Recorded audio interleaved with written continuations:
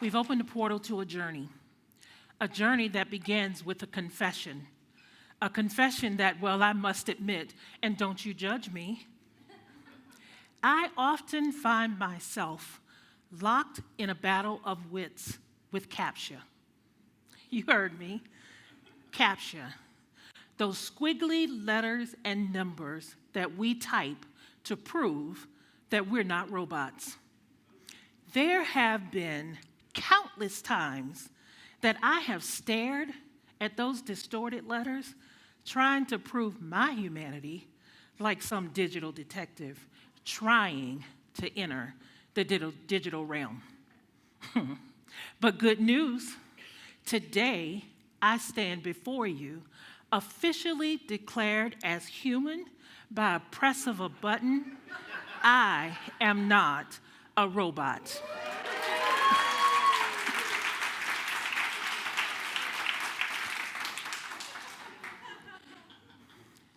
Humanizing AI is a bold vision, a vision that might make you smile in wonder or raise an eyebrow in disbelief. Humanizing AI, many believe that it shouldn't be done, and yet, as the whispers of artificial intelligence become loud echoes, we stand at a pivotal moment in the way we connect, work, and create value. Have you ever asked yourself, what does it really mean to humanize AI?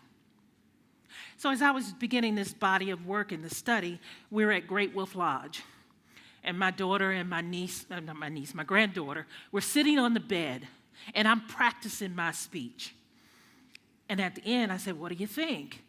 And my granddaughter said, "I don't know what you just said, but it sounded really good."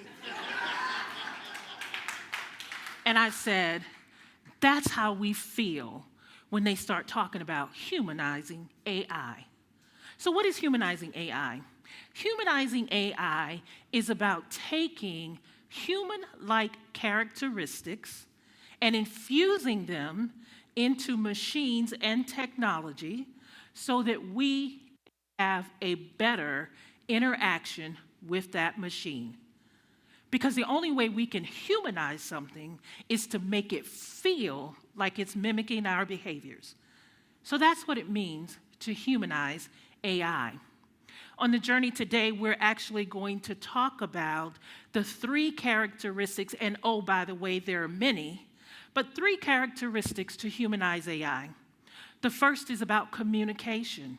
In order to have a human connection, we must have a way to connect and speak to that system. Then we must have a purpose.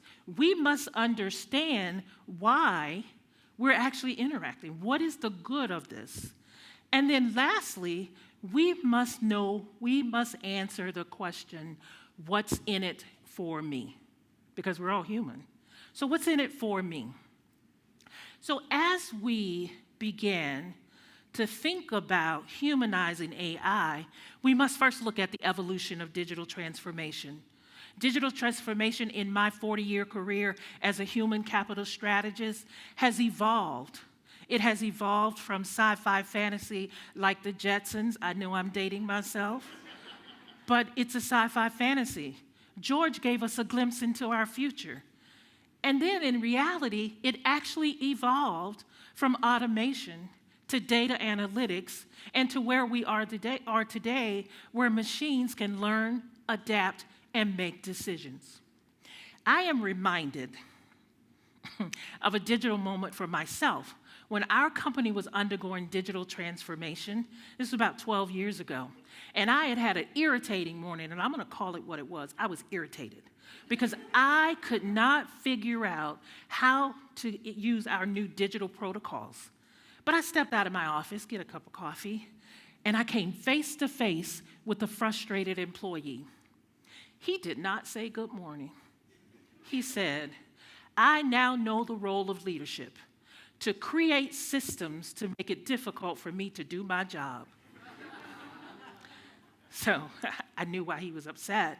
So we conversed briefly, but I was a representative of leadership, so I had to assure him that that really was not our role. Think about it. We often believe that decisions that we are making as leaders and moving forward with the latest trends is what we should be doing. But we don't keep the people, our most valuable resource, at the forefront of our journey.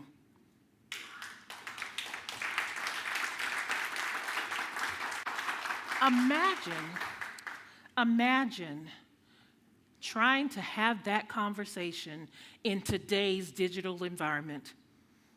Think about the healthcare system, where the employees have now embraced digital transformation and artificial intelligence and using it in their day-to-day interactions. They're able to do this because they understand the purpose, they understand the code, and they understand the what's in it for me. So let's start with the communication. It's the code. Another confession. I was hesitant to use ChatGPT, scared to death. But I'm a practical person. So I said, is it legal? That's the first question. Is it ethical? Second question. And the third question was, am I going to be cheating if I put this in this system?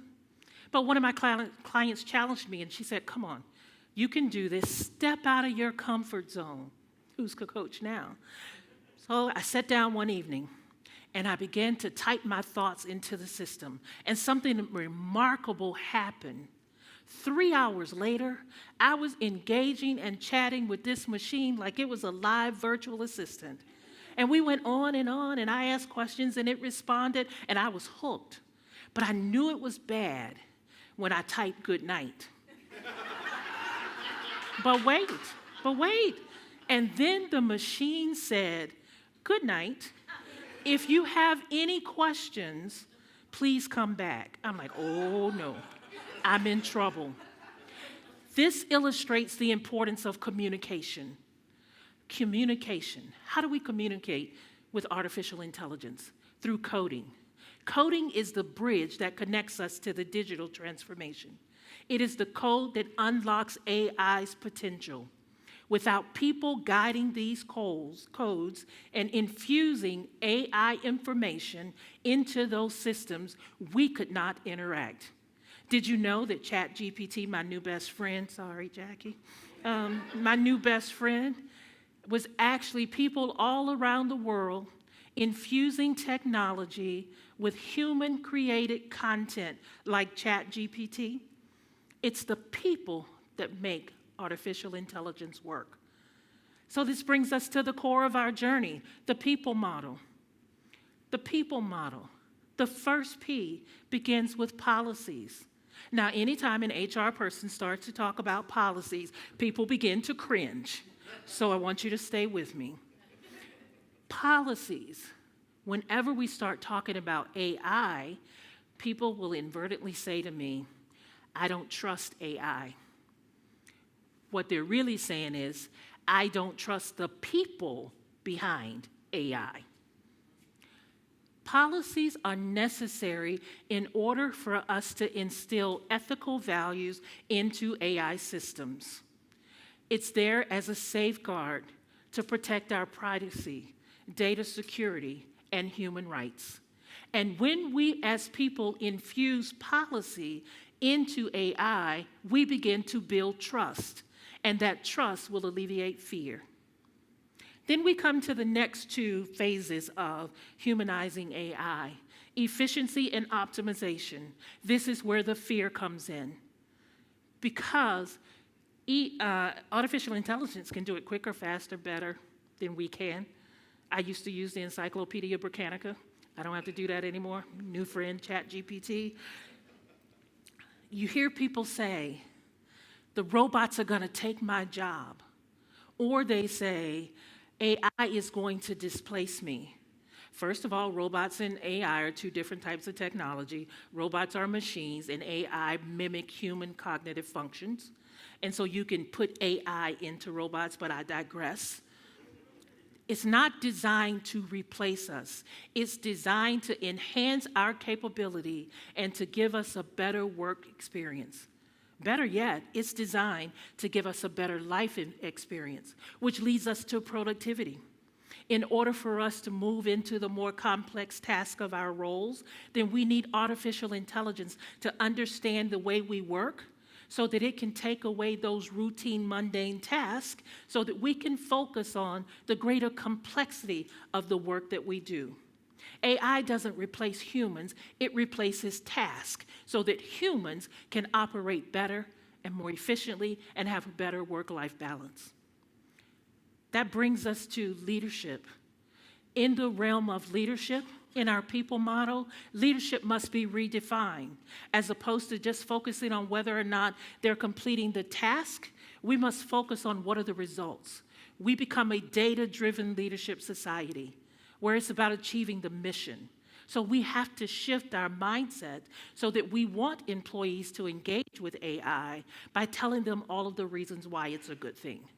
So we engage employees, we shift our mindset. We don't say, I can just get the machine to do it better, and the employee says, let me see you try. We tell them why we're using artificial intelligence to enhance their capabilities. So as we weave the tapestry of the fabric of the people model, this brings us to the 21st century workforce, where we become an engaged workforce.